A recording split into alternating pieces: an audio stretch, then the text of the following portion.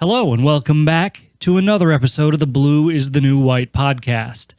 We're going to step out of our realm just a little bit today to get a different perspective on the skilled trades. Meet Lisa Zalenski, the media manager slash creator of video images slash producer of social things at Malachy Parts and Service slash FEDD group slash everything else Rich Malachy does to push the industry forward. Point is, Lisa works hand in hand with Rich and everything that he puts out on social media, as many of you may have already seen. Well, Lisa starts her journey with us in high school and describes what most would consider a typical path. Go to school, get good grades, go to college, realize it's not what you want to do with your life, and bounce around from job to job until you discover the skilled trades. Yes, I know I'm a little biased, but I hear that story far too many times. Much more than that, though, Lisa found her passion in videography and uses her creativity on a daily basis to paint the blank canvas that is the food equipment industry. Listen in to hear her ultra-relatable story on how she made her way into the industry and how it's pushing her closer to her definition of success every single day. And don't forget to subscribe to this channel and on our website at blueisthenewwhite.com to receive all the latest updates. As always, this show is not monetized and we don't run ads. We rely strictly on the word of mouth from our listeners to further the mission. So if you enjoyed this episode, please take a moment to rate it, review it, and share it with your friends. The future generations of tradespeople depend on it. They depend on you. So thank you again and enjoy this episode of the Blue is the New White podcast with Lisa Zalenski. Hello and welcome back to another episode of the Blue is the New White podcast. I've got an awesome guest with us here today, Miss Lisa Zalenski, with, as some of you may know, from Malachy Parts and Service and the FEDD group, and anywhere Rich is, she is front and center. Lisa, welcome to the show. Thank you so much for having me, Josh. Oh, absolutely. I'm really excited about this one. So, although Lisa isn't in the skilled trades directly, she's got a very unique perspective of being behind the camera and a lot of the social media aspect that Rich is doing within the trades. And also, you know, we had a brief conversation on, I think it was Facebook in one of the groups about how she kind of has learned to do her own tasks and things like that. So she's got a very great perspective on the skilled trades, and I'm excited about this conversation because those perspectives are what drive the perception, and that's what we do on this show. So, Lisa, for those of the audience that doesn't know who you are, why don't you go ahead and introduce yourself, let us know who you are, where you came from, and how you got to where you are today. Oh, dang, we're going to get that deep. Oh, we're going to go deep. We're going to go deep. We always do on this show. All right, so I think a lot of people who follow Rich Malachy, he posts a lot of videos and he goes live a lot. I'm the voice that you hear in the background of the fired up chats with Rich. Perfect way of putting that. Then people are going to be able to place you right now. Exactly. So if you've ever seen a fired up live stream with Rich Malachy, I'm that voice, the voice of a goddess that you hear in the background, trying to direct Rich and cut him off when he's on his rants and talking too long. But no, Rich is actually a total natural. He does it all himself, really. But I am mostly a videographer. I would consider myself a content creator. And I wasn't always in this field. I've jumped around from many different things. I went to college for fashion merchandising, and which is completely opposite of a blue collar field. So it's interesting. I guess, do you want me to talk about how I got here? Because it's a long story, Josh. Let's do a nutshell. I want to go back to high school, if you don't mind. I know that's a long way back, except for probably not really. You don't seem that old. But anyway, I want to go back to high school just because I want to lay the groundwork for the perception that you had of the skilled trades back then. Totally. So tell me about that. And I think a lot of people might have the same perception that I did when I was in high school. So I'm actually the first generation of my family to have gone to college, and it was an extremely important thing for my family that I go to college. My mom, she grew up in a third world country. I also grew up in Honduras as a child, and there was a big push from my mom to have come to this country as an immigrant for her daughter to go to college. And my dad, he actually, I consider him a blue collar dude. He went to skilled trade school, not exactly to be an electrician, but he ended up doing more so electronics and repairs and things like that. But for him, same thing. He thought that it would be the best thing for me to go to college right after high school. So growing up, I've always been a creative person. And in high school, I thought that I wanted to be a fashion designer. And I was very artistic. I painted a lot. I drew a lot. I sewed my own prom dresses. I made my own clothes. And when people think back to Lisa in high school, they remember the girl that I guess dressed strangely and did her own thing. So I really thought I was going to be a fashion designer. Lo and behold, none of the fashion schools that I wanted to go to actually wanted me. So I was denied in that sense. And I took it pretty harshly in high school. I guess I realized I wasn't going to be good enough for that world, but I did want to continue my aspirations of going in the fashion industry. So I kind of went to college first in a very general sense. It was kind of like going to school for college in what is it called? Taking a liberal arts major kind of way. So just go take your core classes, you'll figure something out, that kind of thing. Exactly. So literally the degree I was going for was very general. I think it was called fashion studies. That's what it was called. Cool. I didn't know what that would mean, what I would get out of a degree of fashion studies. But luckily, I was able to connect myself with other people in the fashion industry early on.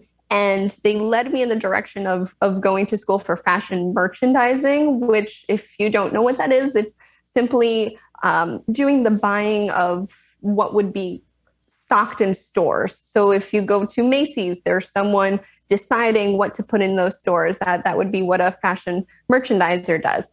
And I was like, cool. I think business is a good route for me to take. Let me go to school. And I ended up going to a school called LAM College in New York. And from there, I was interning in the fashion world, and it just was not working out for me. It was not the world I wanted to be in. Far too disingenuine would be the best way for me to put it. Give me an example. What do you mean by disingenuine? Okay. So, I mean, I'm not a materialistic person. I don't care too much about fashion. It sounds so crazy because I didn't know that when I was a kid, but I know that now about myself. That's what most often happens, right? You know, when we're kids, we have these grandeurs and these ideas and these things, and we go by everything that we see online and on social media. Looked like, I think, you know what it was? I think around the time when I was in high school, that the movie The Devil Wears Prada came out, and I was like, that's what I want to do. That's such a cool lifestyle. Fashion shows and wearing cool clothes and being around icons and stars. Like that's just the perception that I had. So going in and being literally doing the grunt of stylist's work, or I remember interning at New York Fashion Week and having to clean up after models and things like that. I was like, okay, this is not my world. I don't fit in here. Because if I take it further, Josh, I've always grown up a little bit more on like the tomboy side. Like I very much was that kid that played in the dirt and climbed water towers and jumped rooftops and things like that. Like that was more of my speed. So coincidentally, when I was in college, I had the opportunity to come up with a marketing strategy for competition. And the competition was being held by the New York Accessories Council. And they were just looking for the next innovative marketing plan or someone that could think outside the box. And believe it or not, I still had no idea that I wanted to do video, but I did a video. I did a video for this project. Nobody else had decided to use video for their marketing plan. And this is in 2010, 2011. That's around the time I was doing this in college. And so I stuck out so much that I ended up winning this cool award that was just called the Next Generation Marketing Award. And I got to go to a gala and was celebrated there for my innovative marketing plan. And I still had no idea that I wanted to do video. Coincidentally, my now husband, he was the one that edited the video for me. I just shot it and put it together. Oh, that's awesome. What a great story. But at that point, I did not know how to edit. So that's why I gave it to him to edit. Is he still doing editing today? No, he has no idea how to do like this stuff. Okay. And I mean, he does like the iMovie, you know, he'll put together his own little vlogs and things like that. But in terms of really editing, getting into the nitty gritty of stuff, that's definitely my forte. So, excuse me. As I was saying, I still had no idea that I wanted to do video after college. I graduated with a fashion merchandising degree. And because I was still in that headspace of, I have no idea what I want to do with my life, I ended up going into real estate. So I ended up being a real estate agent, failed at that. So, which I do want to point out that I don't know if you've read my book or not, but real estate agent actually falls into my category of a skilled trade. Okay. You know, because how I define it is something that requires formalized training that isn't college. Gotcha. And you know, I think this is a good spot to interject, because I do want to remind the audience that, you know, when I talk about the skilled trades, and of course you often hear us talking about the blue collar aspect of it, right? And the skilled trades gap, and because it's closest to the industries that we're now in. But, you know, the skilled trades, when we're talking about a decision of whether or not to go to college or something like that, they extend far beyond just that blue collar perception, right? This, you know, I think dental hygienist falls into the category of a skilled trade. What do you call person that does hairdresser, hairstylist? That falls into the category of a skilled trade, and real estate agent falls into the category of a skilled trade. Can I add to your category? Absolutely. Bring it on. I am going to say videographer, because I did not go to school for this. And then as well as music production. So my husband, that's what he does. He is a music producer.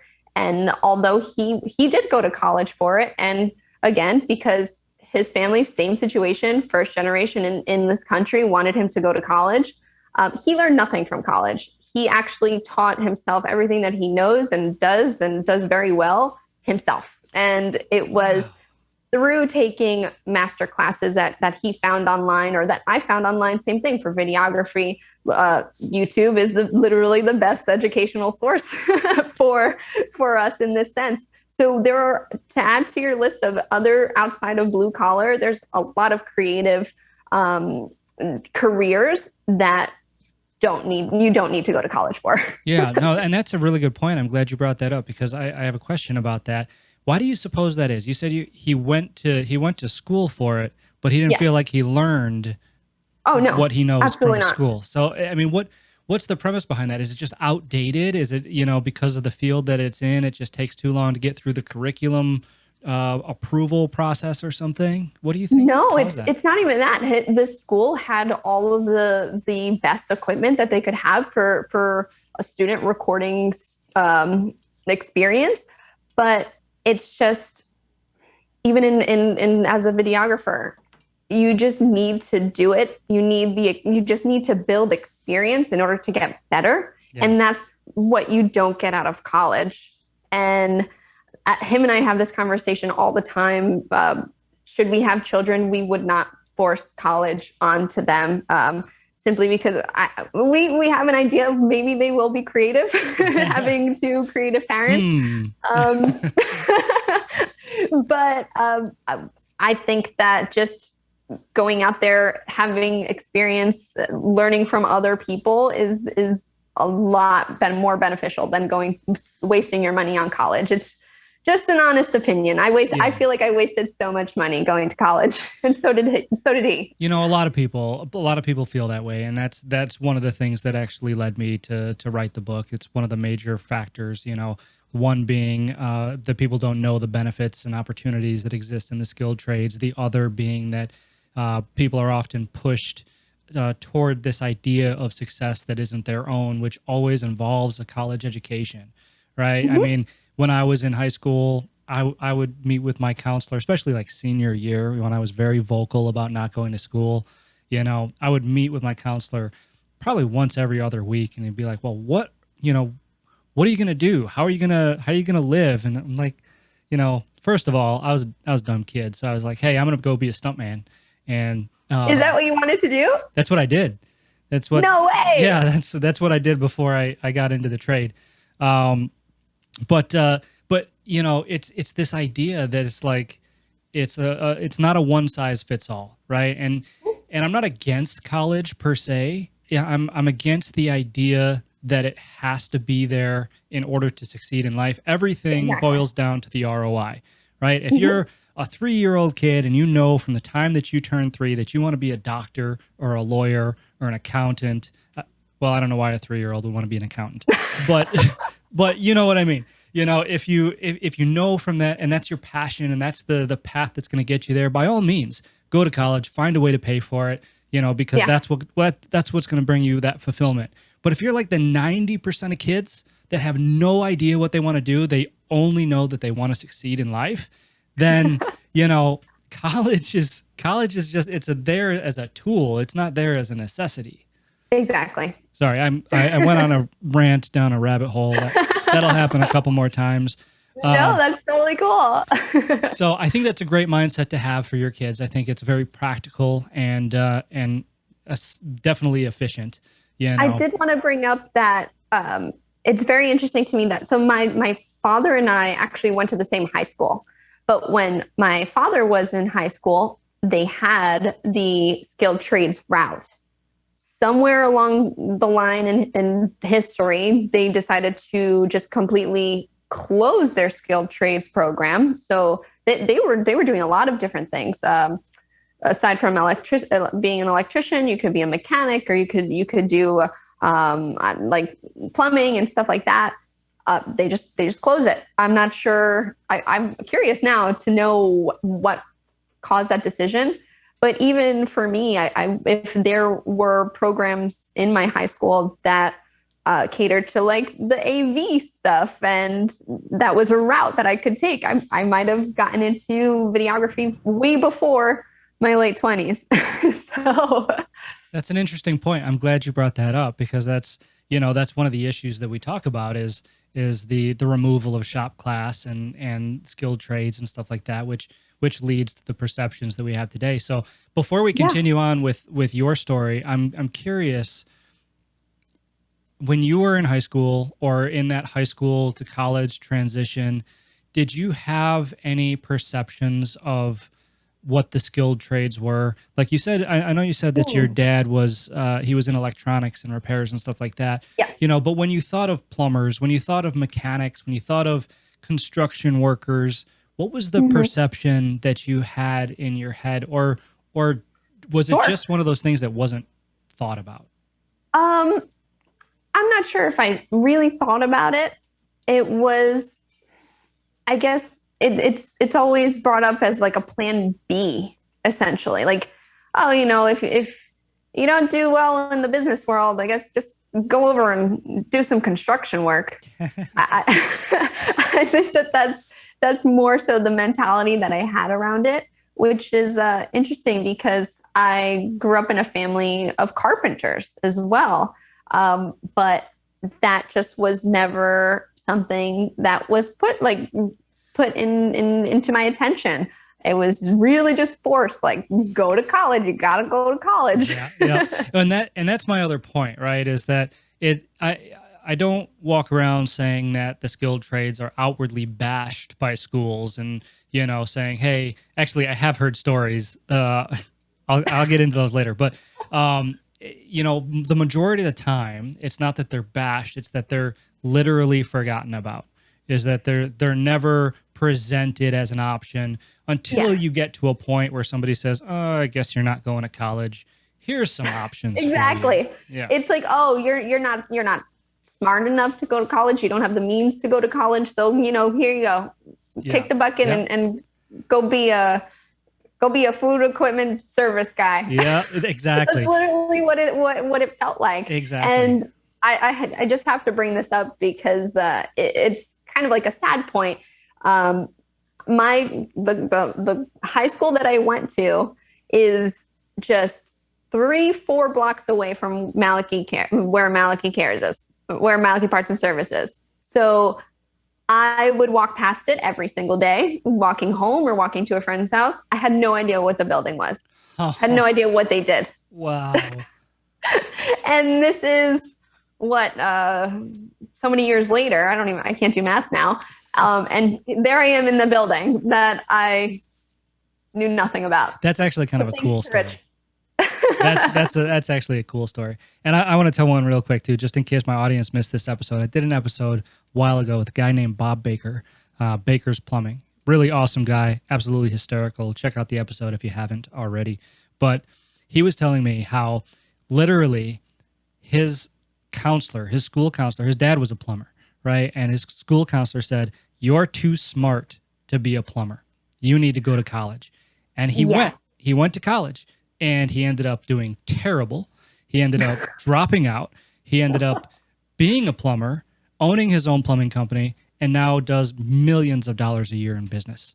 And I think that is just such an impactful, circumstance that it needs to be brought to the forefront because these are the people that are shaping today's youth. I mean, they're literally telling them that they're too smart to go into an industry that can support their most wildest dreams, right? And manufacture civilization as we know it.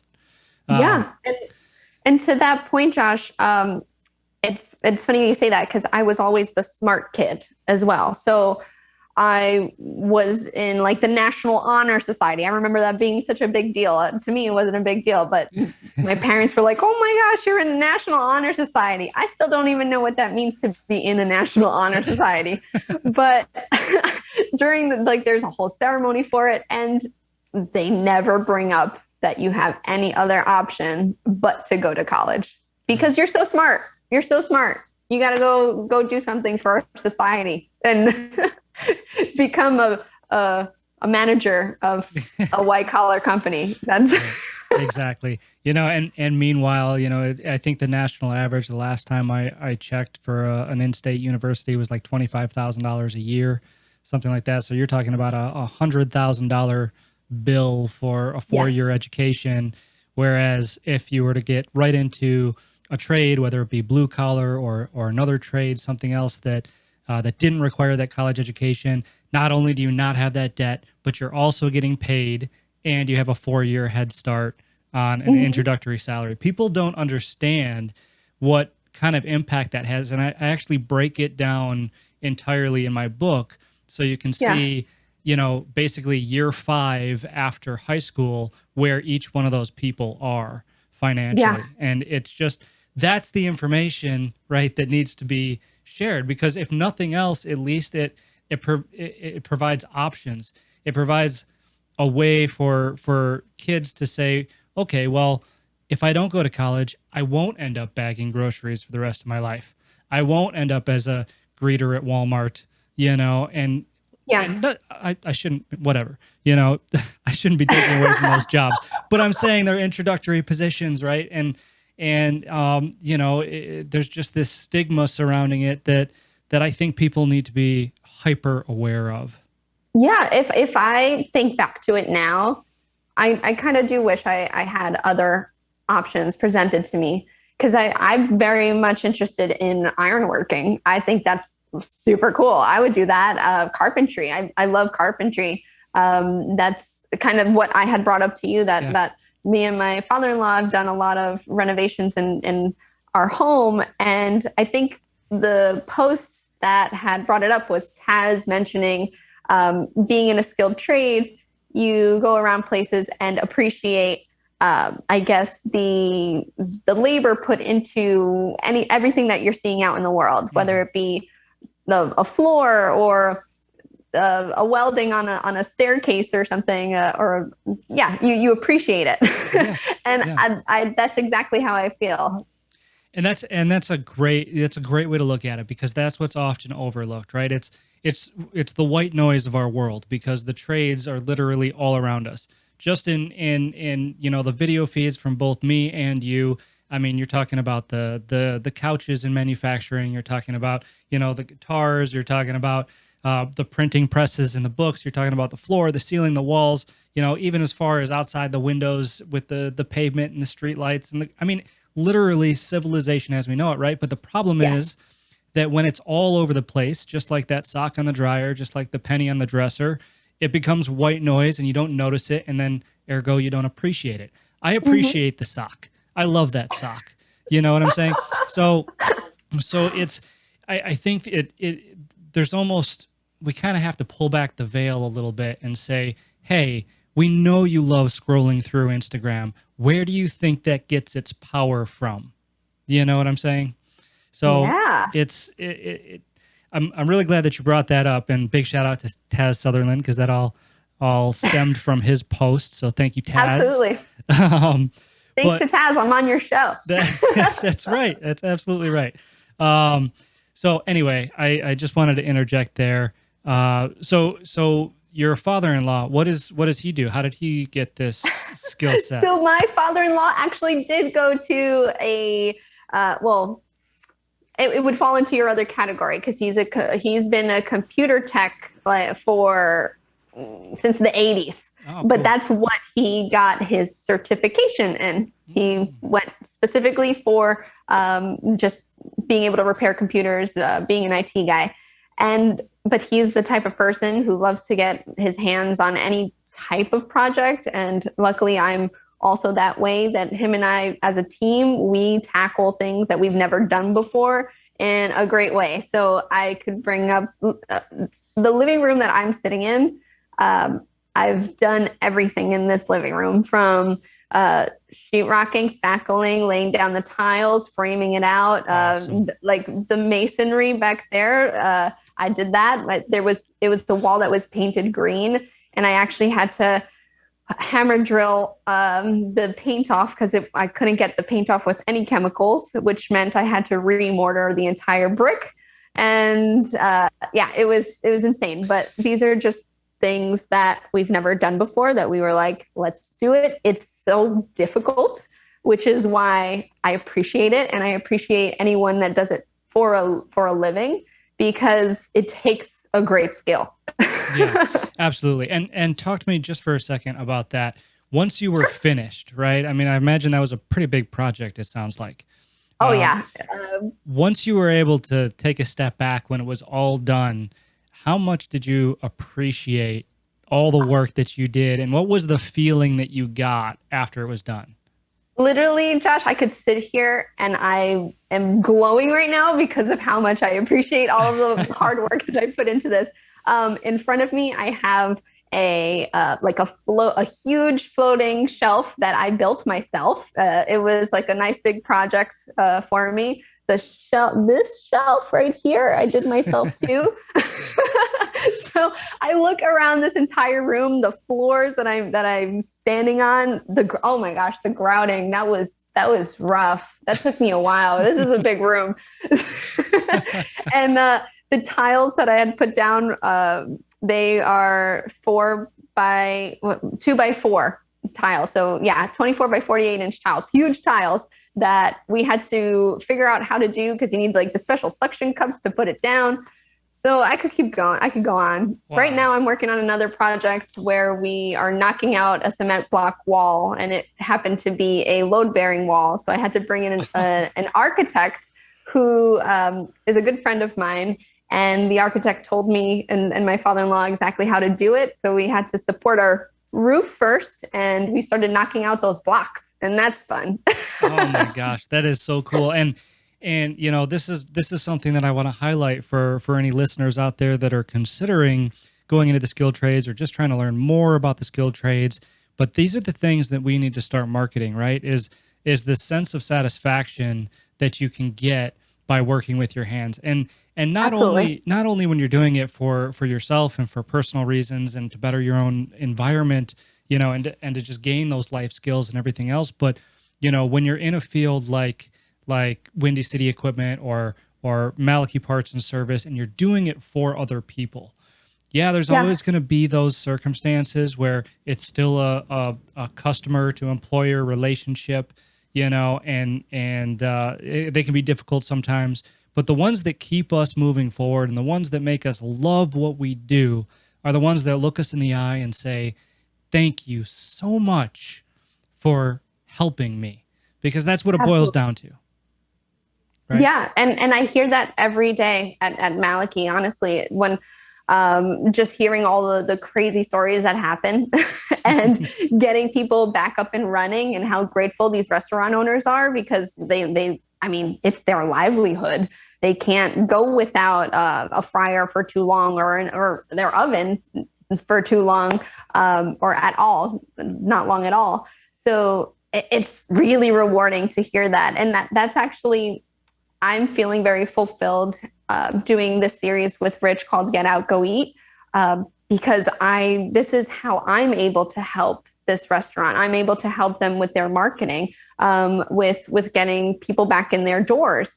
And it's just such a great, fulfilling feeling to help other people, truly. Yeah, absolutely. And that's blue collar adjacent, right?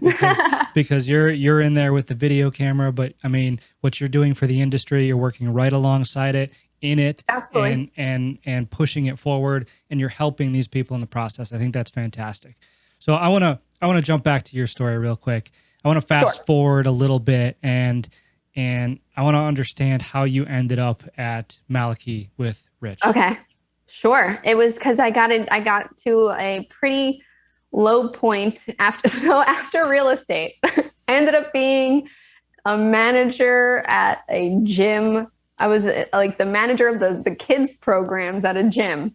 And that was just, I knew, I was like, I can't do this for the rest of my life. No, thank you. So I ended up going into insurance. So, oh my gosh. So yeah, I jumped around for a little bit.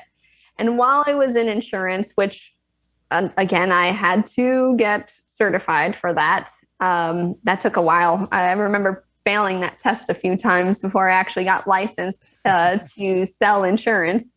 But again, I got to another low point, because when you jump around and you're doing stuff, you just realize what it is you like, what it is you don't like. And I knew that I did not like dealing with other people. So I'm not, I consider myself to be a friendly, outgoing person, but I am far too empathetic to deal with other people's problems, in the sense that I make it my problem. I would take it home with me. So if someone was having a really rough day and they were taking it out on me, I really, really internalized that and felt like I wasn't doing enough to help them. So I ended up being able to take my life into my own hands, because I kept asking myself, what is it that makes me happy? What do I want to do? And because I have so many creative friends and my husband is in the music industry, I realized that I wanted to do video.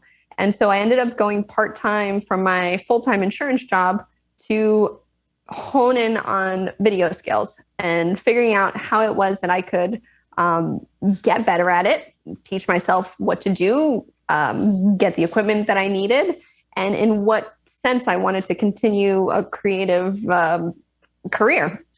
So the part-time thing wasn't working too well because in teaching myself videography, I, of course, needed money. So I ended up going back full-time as an insurance account manager for a different company. And I got very lucky that this insurance company was really into the idea of me managing their social media and doing social media for them.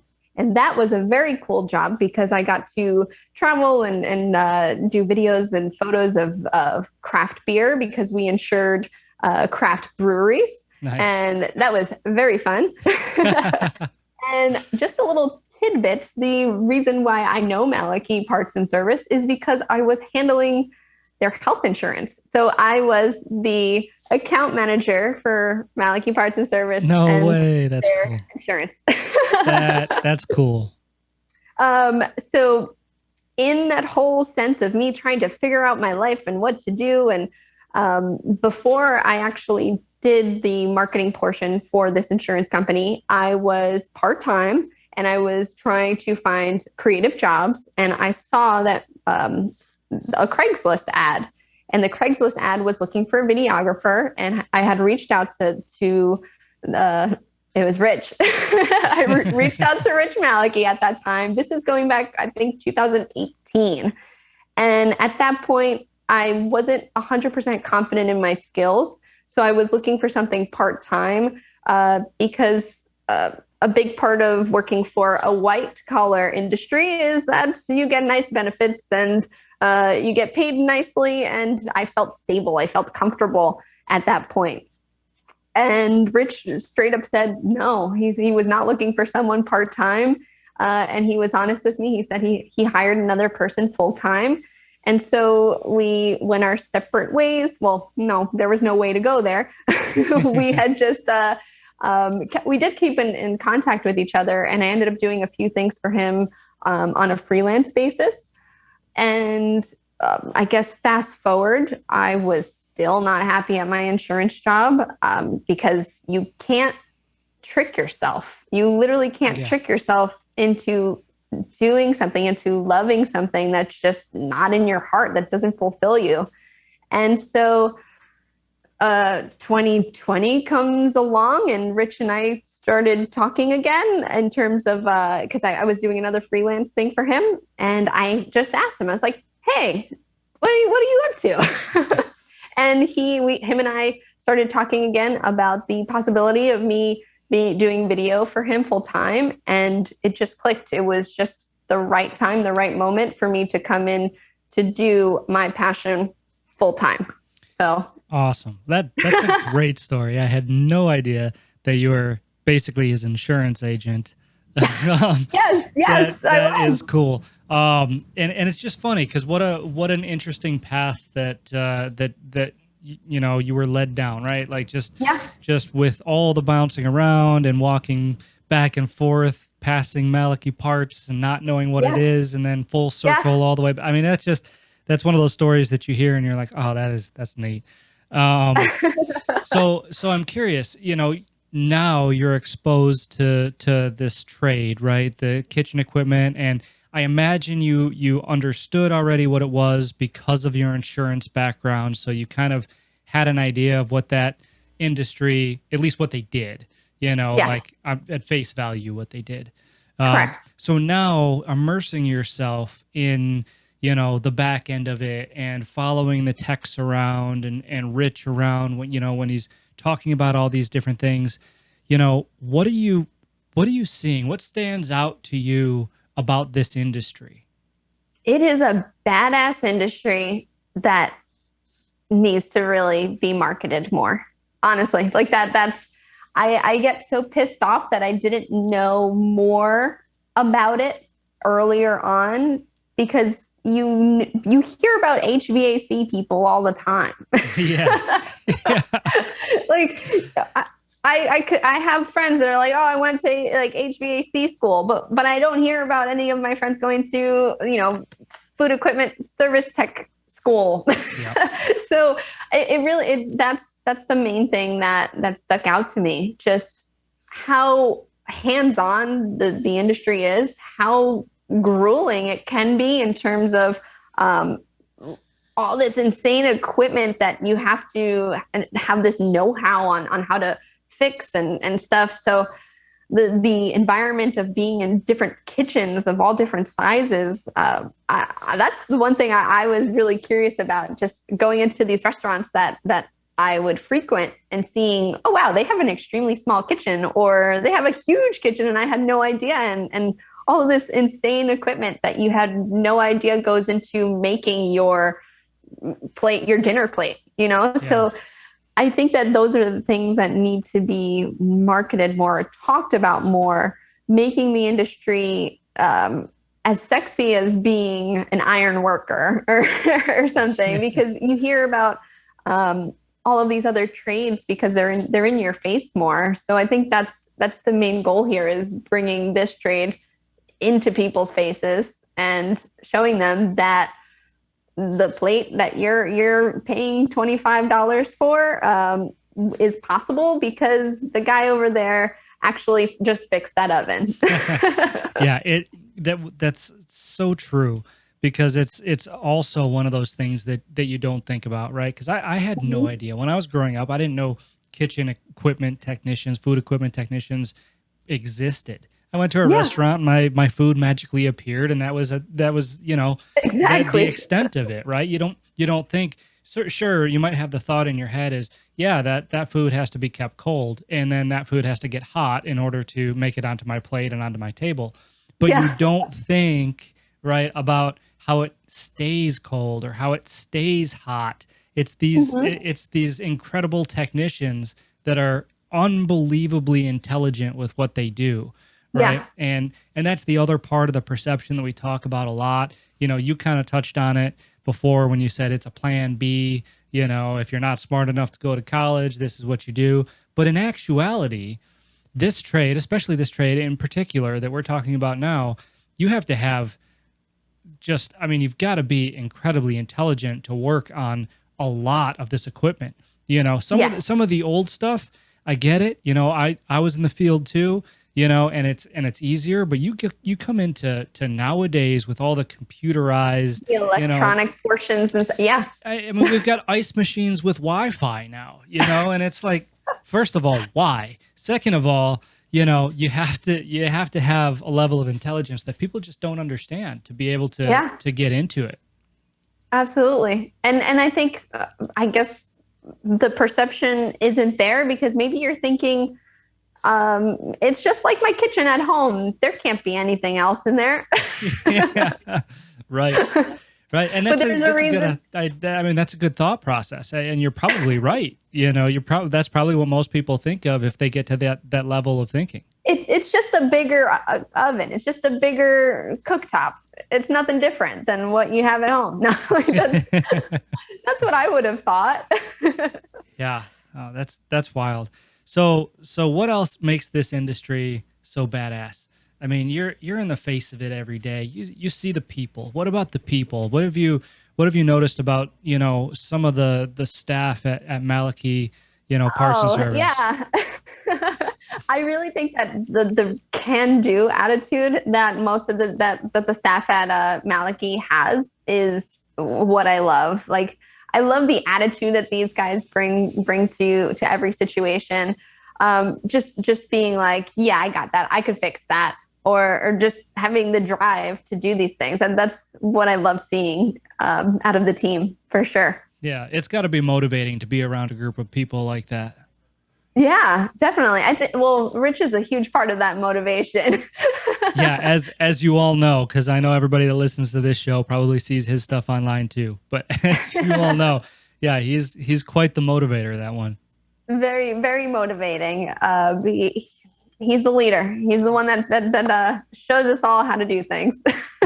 And thank goodness, because this industry needs it, and it really does. And that's a great perspective that you have now. So tell me, Lisa, what's next? What do you got in the pipeline? Don't really reveal any confidential information, obviously, but what's next, man? What can we see? Sure. So I actually brought it up earlier. The biggest project that we're working on right now is our Get Out, Go Eat series. And it's a video series that spotlights a restaurant. And we have sponsors. So if you want to be a sponsor of a video, just reach out to me.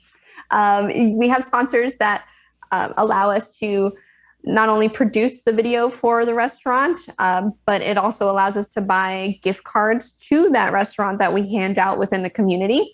And we capture that all on film. And it's just a great initiative to get the community back into restaurants to support literally the industry that's keeping us here, keeping us fed, keeping me fed. And yeah, that's the biggest one.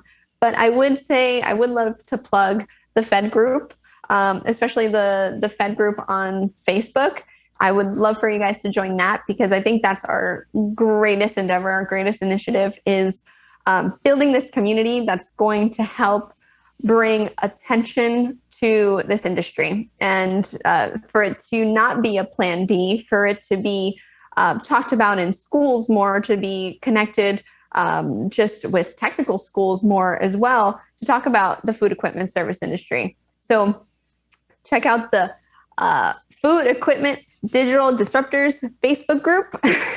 And we are going to have a website pretty soon, thefedgroup.com. That's a big undertaking, but we hope to have a gold collar university there where we'll help with soft skills and connect, manufacturers, dealers, the service guys. We just want to build this huge community and build awareness. That's what we're doing.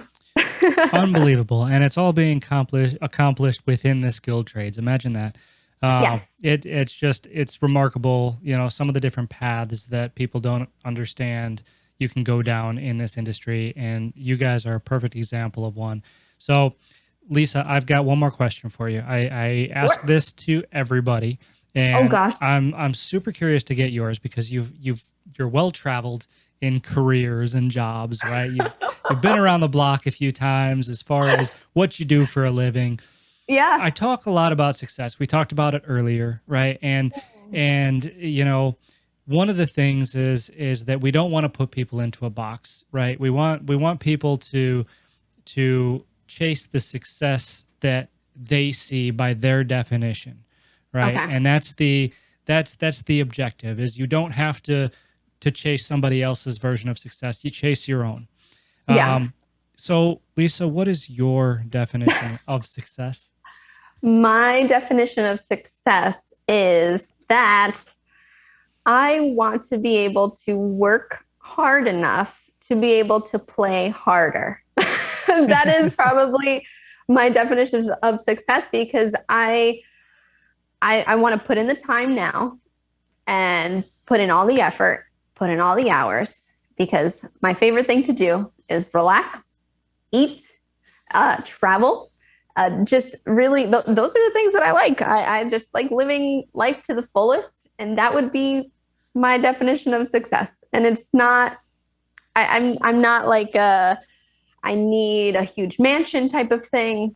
I just want to be able to have experiences in life that build memories for myself, that when I'm 80 years old on a rocking chair, I can look back on and say, wow, I was very successful. That's an awesome answer. And I want to point out to the audience that the skilled trades are helping you get there. Absolutely. Absolutely. That's awesome. Well, Lisa, thank you so much for coming on the show today. This was a blast. Awesome conversation. I can't believe we already talked for an hour, but thank you so much for coming on the show. Absolutely. Thank you so much, Josh, for having me. Absolutely. Is there anything else you want to plug before we go? Oh, I'm so bad at plugs. I know, that's why I asked. I wanted to catch you up. You did. You got the FEDD group. You got the FEDD group. Let's get Malachy Parts and Service. And I guess you could follow me personally because I'm There you completely go. open to you asking me questions about your own marketing and things like that. So honestly, follow me on Instagram. I'm Lisa Zalenski. That's LISAZALENSKI on Instagram. And that's Awesome. it. Love the finger guns. We're going to end on that note. Thank you so much, Lisa, and take care.